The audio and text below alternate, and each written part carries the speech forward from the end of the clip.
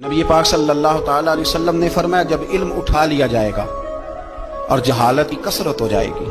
और तीसरा फरमाया जब जिनाकारी बहुत ज्यादा होने लगेगी। चौथे नंबर पे फरमाया जब शराब आम हो जाएगी। और पांचवें नंबर पर फरमाया जब मर्दों की तादाद कम हो जाए और औरतों की ज्यादा हो जाए। और छठे नंबर पे फरमाया जब तुम देखो कि 50 औरतों की सरपरस्ती करने वाला एक मर्द है, उनकी निगहबानी करने वाला एक है, एक मर्द है 50 औरतें। जब ये 6 अलामतें आए तो समझ लो क़यामत आने वाली। मेरे हुजूर ने फरमाया जब जिना बढ़ने लगे, जिना करना आसान हो रहा है, शराबें फख्र के तौर पर पी जाती हैं। वो कहते हैं जी ये चौधरियों की शादी है, वडेरों की शादी है, इन पे शराब ना आए तो शादी कैसे आगे बढ़ेगी। याद रखें, हमारे सूफिया कहते हैं, बुजुर्ग कहते हैं कि शराब पेशाब से भी ज्यादा पलीद है ये। तो फिर हुजूर ने फरमाया क़यामत का इंतजार।